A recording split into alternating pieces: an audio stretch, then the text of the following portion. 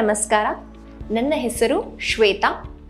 ನಾನು ಯೋಗದಲ್ಲಿ 500 hours certification ಮಾಡ್ಕೊಂಡಿದ್ದೀನಿ. 200 hours ಬೋಧಿ ಯೋಗ ಟ್ರೈನಿಂಗ್ ಅಕಾಡೆಮಿಯಿಂದ ಮತ್ತು 300 hours ವರ್ಲ್ಡ್ ಪೀಸ್ ಯೋಗ ಸ್ಕೂಲ್ ರಿಷಿಕೇಶಿಂದ. ಇವತ್ತು ನಾವು ಮತ್ಸ್ಯಾಸನ, ಶಲಭಾಸನ ಮತ್ತು ಅಧೋಮುಖ ಶ್ವಾನಾಸನ ಈ 3 ಆಸನಗಳನ್ನು ಮಾಡೋಣ. ಈ ಆಸನದಿಂದ ಏನೇನು ಉಪಯೋಗ ಇದೆ ಅಂದರೆ, ಮೊದಲನೇದಾಗಿ ವೇಟ್ ಲಾಸ್. ಅಂದರೆ ನಿಮ್ಮ ಈ ಬೆಲ್ಲಿ ಫ್ಯಾಟ್, ಈ ರೀಜನಲ್ಲಿ ತುಂಬ ಫ್ಯಾಟ್ ಸ್ಟೋರ್ ಆಗುತ್ತೆ. ಯಾಕೆ ಎಸ್ಪೆಷಲಿ ಗಂಡು ಮಕ್ಕಳಿಗೆ ಈ ರೀಜನಲ್ಲಿ ಸ್ಟೋರ್ ಆಗುತ್ತೆ, ಹೆಣ್ಮಕ್ಳಿಗೆ ಈ ರೀಜನಲ್ಲಿ ಸ್ಟೋರ್ ಆಗುತ್ತೆ, ಅಂದರೆ ಹಿಪ್ಸ್ ಹತ್ರ. ಈ ಫ್ಯಾಟ್ನ ಕರಗಿಸೋಕ್ಕೆ ನಾವು ಈ ಆಸನಗಳನ್ನು ಮಾಡ್ಬೋದು.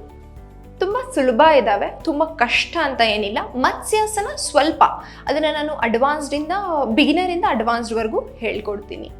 ಮತ್ತು ಈ ಆಸನಗಳಿಂದ ಬೆನಿಫಿಟ್ಸ್ ಅಂದರೆ ಡೈಜೆಷನ್ಗೆ ಹೆಲ್ಪ್ ಆಗುತ್ತೆ, ಡೈಜೆಷನ್ ಪ್ರಾಬ್ಲಮ್ಸ್ ಇರೋರಿಗೆ, ವೇಟ್ ಲಾಸಿಗೆ ಹೆಲ್ಪ್ ಆಗುತ್ತೆ.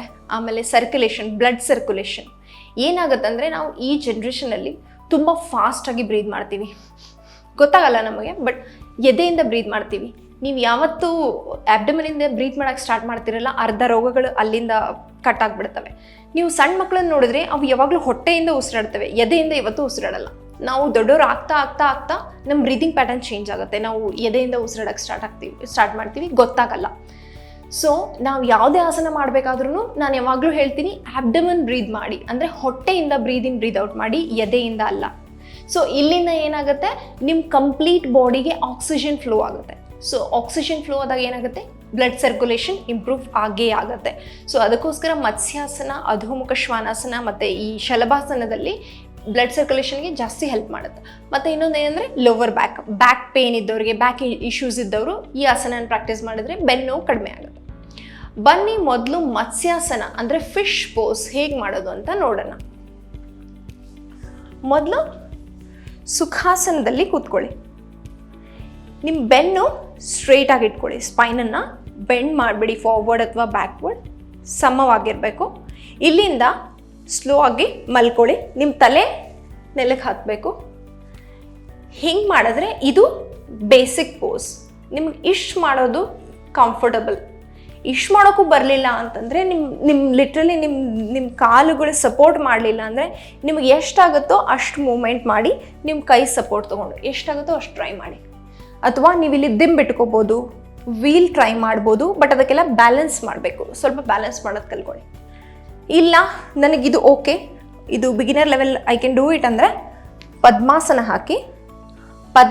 ಹಾಕ್ಕೊಂಡು ನೀವು ಕಂಪ್ಲೀಟಾಗಿ ಮಲ್ಕೋಬೇಕು. ಇದಕ್ಕೂ ಕೂಡ ಎಲ್ಬೋ ಸಪೋರ್ಟ್ ತೊಗೊಳ್ಳಿ, ನಿಮ್ಮ ಮೊಣಕೈ ಸಪೋರ್ಟ್ ತೊಗೊಂಡು ಸ್ಲೋ ಆಗಿ ಮಲ್ಕೋಬೇಕು. ಇಲ್ಲ ನಿಮಗೆ ಸಪೋರ್ಟ್ ಸಿಗಲಿಲ್ಲ ಅಂದರೆ ನಿಮ್ಮ ಲೋವರ್ ಬ್ಯಾಕಿಗೆ ಹರ್ಟ್ ಆಗುತ್ತೆ. ನಿಮ್ಮ ಎರಡೂ ಕೈಗಳನ್ನು ನಿಮ್ಮ ಕಿವಿ ಹತ್ರ ಇಟ್ಕೊಳ್ಳಿ. ನಿಮ್ಮ ಕ್ರೌನು ನೆಲಕ್ಕೆ ಟಚ್ ಆಗಬೇಕು. ಈ ತಲೆ ಕ್ರೌನ್ ನೆಲಕ್ಕೆ ಟಚ್ ಆಗಬೇಕು. ಈ ಕೈ ಸಪೋರ್ಟಿಂದ ಸ್ಲೋ ಆಗಿ ನಿಮ್ಮ ಲೋವರ್ ಬ್ಯಾಕ್ನ ಲಿಫ್ಟ್ ಮಾಡಿ. ನಿಮ್ಗೆ ಯಾವಾಗ ಸಪೋರ್ಟ್ ಸಿಗುತ್ತಲ್ಲ, ಸ್ಲೋ ಆಗಿ ನಿಮ್ಮ ಹೆಬ್ಬೆರಳುಗಳನ್ನು ಹಿಡ್ಕೊಳ್ಳಿ. ಎರಡು ಎಲ್ಬೋಸನ್ನು ನಿಮ್ಮ ಮೊಣಕೈಗಳನ್ನು ಟಚ್ ಮಾಡಿ.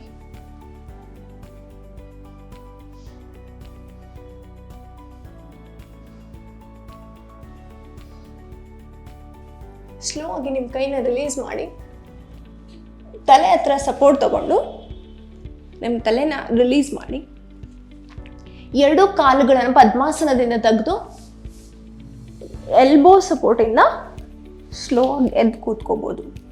ಸೊ ಇದು ಅಡ್ವಾನ್ಸ್ಡ್ ವರ್ಷನ್. ಇದನ್ನು ನಾವು ಬಿಗಿನರ್ ಲೆವೆಲ್ಗೆ ರೆಕಮೆಂಡ್ ಮಾಡೋದಿಲ್ಲ, ಯಾಕಂದರೆ ಪದ್ಮಾಸನ ಹಾಕಿಬಿಟ್ಟು ಮಲ್ಕೊಳ್ಳೋದು ಸ್ವಲ್ಪ ಕಷ್ಟನೇ. ಸೊ ನೀವು ನಾರ್ಮಲ್ ಸುಖಾಸನದಲ್ಲಿ ಮೊದಲು ಟ್ರೈ ಮಾಡ್ಬೋದು. ಈ ಆಸನ ನೀವು ಪ್ರಾಕ್ಟೀಸ್ ಮಾಡಿದ್ರೆ ಏನೇನು ಬೆನಿಫಿಟ್ಸ್ ಇದೆ ಅಂತ ನಾನು ಆಲ್ರೆಡಿ ಹೇಳಿದೆ. ಥೈರಾಯ್ಡಿಗೆ ಹೆಲ್ಪ್ ಆಗುತ್ತೆ, ಡೈಜೆಷನ್ಗೆ ಹೆಲ್ಪ್ ಆಗುತ್ತೆ, ವೆಯ್ಟ್ ಲಾಸಿಗೆ ಹೆಲ್ಪ್ ಆಗುತ್ತೆ. ಯಾಕಂದರೆ ನಿಮ್ಮ ಕೋರ್ ಮೇಲೆ ಡೈರೆಕ್ಟಾಗಿ ನಿಮ್ಮ ಬ್ಯಾಲೆನ್ಸ್ ಕೋರ್ ಮೇಲೆ ಹೋಗುತ್ತೆ. ಸೊ ಕೋರಲ್ಲಿರೋ, ಈ ಭಾಗದಲ್ಲಿರೋ ಫ್ಯಾಟ್, ಸ್ಟೋರ್ ಆಗಿರೋ ಫ್ಯಾಟನ್ನು ರಿಲೀಸ್ ಮಾಡೋದಕ್ಕೆ ನಿಮಗೆ ತುಂಬ ಹೆಲ್ಪ್ ಆಗುತ್ತೆ. ಯಾರು ಮಾಡಬಾರ್ದು ಈ ಆಸನ ಅಂತಂದರೆ, ಯಾರಿಗೆ ಬ್ಯಾಕ್ ಇಶ್ಯೂಸ್ ಇದೆ ಅಥವಾ BP ಇಶ್ಯೂಸ್ ಇದೆ, ಹಾರ್ಟ್ ಇಶ್ಯೂಸ್ ಇದೆ, ನಾವು ರೆಕಮೆಂಡ್ ಮಾಡಲ್ಲ. ಯಾಕಂದರೆ ನಿಮ್ಮ ಚೆಸ್ಟ್ ಓಪನಿಂಗ್ ಈ ಭಾಗ ಓಪನ್ ಆಗುತ್ತೆ. ಸೊ ಪ್ರೆಷರ್ ಬೀಳೋ ಚಾನ್ಸಸ್ ಇರುತ್ತೆ. ಸೊ ನಾವು ರೆಕಮೆಂಡ್ ಮಾಡಲ್ಲ. ಸೊ ನಾನು ಮಾಡುವಾಗ ನೀವು ನೋಡಿದ್ರಿ, ನಾನು ಈ ಭಾಗದಿಂದ ಉಸಿರಾಡ್ತಾ ಇದ್ದೆ, ನಾನು ಎದೆಯಿಂದ ಉಸಿರಾಡ್ತಿರ್ಲಿಲ್ಲ. ಯಾಕಂದರೆ ನಾನು ಈ ಭಾಗನ ಕಂಪ್ಲೀಟಾಗಿ ಲಿಫ್ಟ್ ಮಾಡಿದ್ದೆ. ನೀವು ಈ ಭಾಗದಿಂದ ಉಸಿರಾಡಿದ್ರೆ ಬ್ಯಾಲೆನ್ಸ್ ಮಾಡೋಕ್ಕಾಗಲ್ಲ. ಯಾವಾಗಲೂ ನೀವು ಆಬ್ಡಮನಿಂದನೇ ಉಸಿರಾಡಬೇಕು. ಇವಾಗ ಮುಂದಿನ ಆಸನಕ್ಕೆ ಹೋಗೋಣ. ಲೋಕಸ್ಟ್ ಪೋಸ್ ಅಥವಾ ಶಲಭಾಸನ. ಈ ಆಸನ ಮಾಡೋದ್ರಿಂದ ಏನೇನು ಬೆನಿಫಿಟ್ಸ್ ಇದೆ, ಏನು ಉಪಯೋಗ ಇದೆ ನನಗೆ ಅಂದರೆ, ಮೊದಲನೇದಾಗಿ ನಿಮ್ಮ ಲೋವರ್ ಬ್ಯಾಕ್ ಏನು ಮಾಡ್ತೀವಿ ಅಂದರೆ ಆಲ್ಮೋಸ್ಟ್ ಧನುರಾಸನ ಥರನೇ ಬರುತ್ತೆ. ಲೋಕಸ್ಟ್ ಕಂಪ್ಲೀಟ್ ಸೆಮಿ ಸರ್ಕಲ್ ಎಲ್ಲ, so almost semi circle. So ನಿಮ್ಮ ಕಂಪ್ಲೀಟ್ ಲೋವರ್ ಬ್ಯಾಕ್ ಆರ್ಚ್ ಆಗುತ್ತೆ. ಆಮೇಲೆ ನಿಮ್ಮ ಕೈ ಕಾಲು ನೆಲದಿಂದ ಅಂತರದಲ್ಲಿರುತ್ತೆ. ಸೊ ಅವಾಗ ಏನಾಗುತ್ತೆ, ನಿಮ್ಮ ಕಂಪ್ಲೀಟ್ ಬಾಡಿ ಯು ಶೇಪಲ್ಲಿ ಬರುತ್ತೆ. ಇದರಿಂದ ಫ್ಲೆಕ್ಸಿಬಿಲಿಟಿ ಜಾಸ್ತಿ ಆಗುತ್ತೆ. ಬಾಡಿ ಫ್ಲೆಕ್ಸಿಬಲ್ ಆದಂಗೆಲ್ಲ ನಿಮ್ಮ ಕೈ ಕಾಲನ್ನ ಲಿಫ್ಟ್ ಮಾಡ್ಬೋದು. ನೀವೇ ಡಿಫ್ರೆನ್ಸ್ ನೋಡ್ಬೋದು. ಆಮೇಲೆ ಇದರಿಂದ ಫ್ಲೆಕ್ಸಿಬಿಲಿಟಿ ಜಾಸ್ತಿ ಆಗುತ್ತೆ. ಡೈಜೆಷನಿಗೆ ಕೂಡ ತುಂಬ ಹೆಲ್ಪ್ ಆಗುತ್ತೆ. ಆಮೇಲೆ ಆಂಗ್ಸೈಟಿ, ಸ್ಟ್ರೆಸ್ ಏನಾದರೂ ಇದ್ದರೆ ನೀವು ಟ್ರೈ ಮಾಡ್ಬೋದು. ಆಮೇಲೆ ಇದನ್ನು ಮಾಡೋದು ತುಂಬ ಸರಳ, ಮತ್ಸ್ಯಾಸನ ಥರ ಕಷ್ಟ ಇಲ್ಲ, ಆರಾಮಾಗಿ ಮಾಡ್ಬೋದು. ಬನ್ನಿ ನೋಡೋಣ ಹೇಗೆ ಮಾಡೋದು ಅಂತ.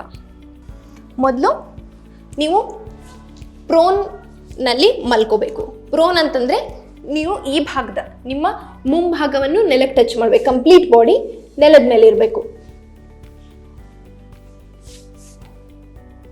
ಸೊ ನೀವು ಕಂಫರ್ಟಬಲ್ ಆದಮೇಲೆ ಸ್ಲೋ ಆಗಿ ನಿಮ್ಮ ಎರಡು ಕೈಗಳನ್ನು ರಿಲೀಸ್ ಮಾಡಿ ಮುಂದೆ ತೊಗೊಂಡು ಬನ್ನಿ. ಲುಕ್ ಸ್ಟ್ರೇಟ್, ಮುಂದೆ ನೋಡಿ. ಆಮೇಲೆ ಸ್ಲೋ ಆಗಿ ನಿಮ್ಮ ಎರಡು ಕಾಲುಗಳನ್ನು ಲಿಫ್ಟ್ ಮಾಡಿ. ನೋಡಿ, ನಾನು ಎರಡು ಪಾದಗಳನ್ನು ಜೋಡಿಸಿದ್ದೀನಿ, ಯಾಕಂದರೆ ನನಗೆ ಬ್ಯಾಲೆನ್ಸ್ ಬೇಕು. ಮುಂದೆ ನೋಡಿ. This is a posture.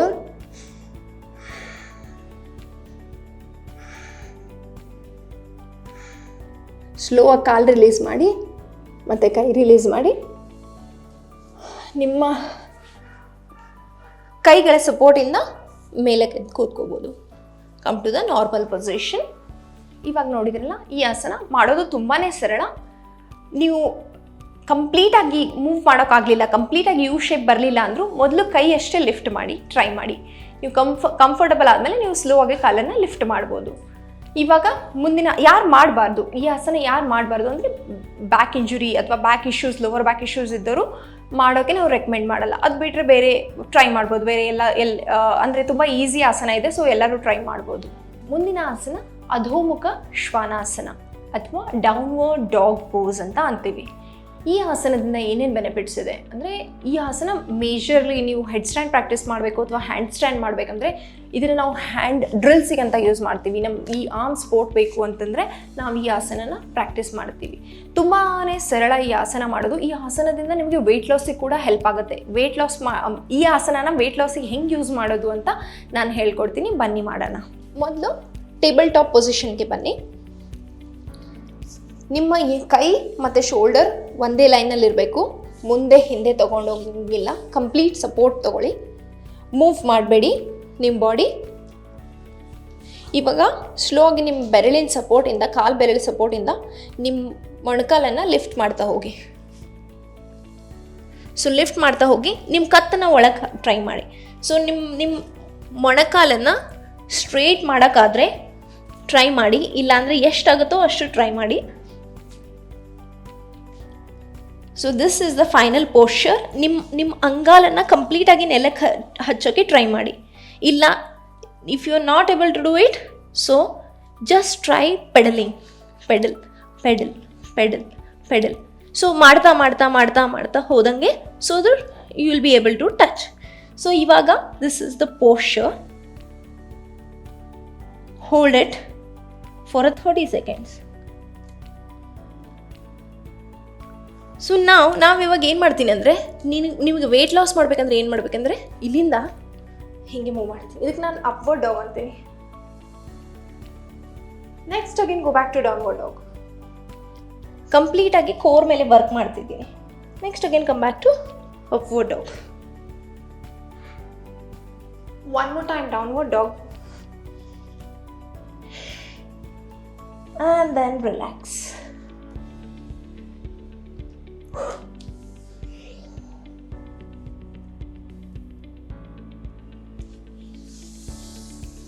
ಇವಾಗ ನೋಡಿದ್ವಿ ಅಧೋಮುಖ ಶ್ವಾನಾಸನ.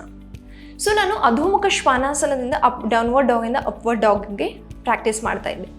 ಏನಾಗುತ್ತೆ ಅಂದರೆ, ಕಂಪ್ಲೀಟಾಗಿ ನೀವು ವೆಯ್ಟ್ ಲಾಸ್ ಕೇಳ್ತೀರಲ್ಲ, ಸೊ ವೆಯ್ಟ್ ಲಾಸಿಗೆ ಇದು ಬೆಸ್ಟ್ ಆಸನ. ನೀವು ಜಸ್ಟ್ ಈ ಮೂವ್ಮೆಂಟನ್ನು ರಿಪಿಟೇಷನ್ನ downward to upward, upward back to downward, downward back to upward, ಇದನ್ನು ನೀವು ಡೈಲಿ 20 to 30 times ಮಾಡಿದ್ರೆ ನಿಮಗೆ ಬೆನಿಫಿಟ್ಸ್ ಈಸಿಯಾಗೆ ಕಾಣುತ್ತೆ. ನೀವು ಬೇರೆಯವ್ರು ನೋಡೋದು ಬೇಡ, ನೀವೇ ಟ್ರೈ ಮಾಡಿದ್ರೆ you can see the benefits. So basically ಇದನ್ನು ಮಾಡೋದ್ರೆ, ಈ ಆಸನ ಮಾಡೋದ್ರಿಂದ ಮೊದಲನೇದಾಗಿ ವೆಯ್ಟ್ ಲಾಸ್, ಆಮೇಲೆ ಡೈಜೆಷನ್ಗೆ ಕೂಡ ಹೆಲ್ಪ್ ಆಗುತ್ತೆ, ಆಮೇಲೆ ನಿಮ್ಮ ಬ್ರೀದಿಂಗ್ ಟೆಕ್ನಿಕ್ ಕೂಡ. ಸೊ ನಾನು ಏನು ಮಾಡಿದೆ, ಅಪ್ವರ್ಡಲ್ಲಿ ನೀವು ಬ್ರೀತ್ ಔಟ್ ಮಾಡಬೇಕು ಮತ್ತು ಡೌನ್ವರ್ಡಲ್ಲಿ ಬ್ರೀದ್ ಇನ್ ಮಾಡಬೇಕು. ಅಪ್ವರ್ಡಲ್ಲಿ ಬ್ರೀದ್ ಔಟ್, ಡೌನ್ವರ್ಡಲ್ಲಿ ಬ್ರೀದ್ ಇನ್. ಸೊ ನಿಮ್ಮ ಬ್ರೀದಿಂಗ್ ಪ್ಯಾಟರ್ನ್ ಆಲ್ಸೋ ಚೇಂಜ್ ಆಗುತ್ತೆ. ಮತ್ತು ಇದು ಬಿಟ್ಟರೆ ನಿಮ್ದು ಆ್ಯಂಗ್ಸೈಟಿ, ಸ್ಟ್ರೆಸ್ಗೆಲ್ಲ ತುಂಬಾ ಹೆಲ್ಪ್ ಆಗುತ್ತೆ. ಈ ಆಸನ ಯಾರು ಮಾಡಬಾರ್ದು ಅಂತಂದರೆ, ಯಾರಿಗೆ ಬೆನ್ನು ನೋವಿರುತ್ತೆ ಅಥವಾ ಈ ಭಾಗದಲ್ಲಿ ಯಾರಿಗೆ ಇಂಜುರಿ ಆಗಿರುತ್ತೆ, ನಿಮ್ಮ ಆ್ಯಂಕಲ್ ಹತ್ರ ಇಂಜುರಿ ಇರುತ್ತಲ್ವ, ಸೊ ಅವ್ರಿಗೆ ನಾವು ಈ ಆಸನ ರೆಕಮೆಂಡ್ ಮಾಡಲ್ಲ. ಆಮೇಲೆ ಯಾರಿಗೆ BP ಇಶ್ಯೂಸ್ ಇರುತ್ತಲ್ಲ ಅವರು ಕೂಡ ಈ ಆಸನ ಮಾಡಬಾರ್ದು. ಈ ಆಸನ ನಾನು ಇವಾಗ ಹೇಳ್ಕೊಟ್ಟಿರೋ ಆಸನಗಳನ್ನು ನೀವು 10 to 20 ಟೈಮ್ಸ್ ಆದರೂ ರಿಪೀಟ್ ಮಾಡಬೇಕು. ಬಿಗಿನರ್ ಇದ್ದರೆ 5 ಟೈಮ್ಸ್ ಆದರೂ ನೀವು ಡೈಲಿ ರಿಪೀಟ್ ಮಾಡಲೇಬೇಕು. ನಿಮಗೆ ಬೆನಿಫಿಟ್ಸ್ ಕಾಣಬೇಕಂದ್ರೆ ಮಿನಿಮಮ್ 30 ಡೇಸ್.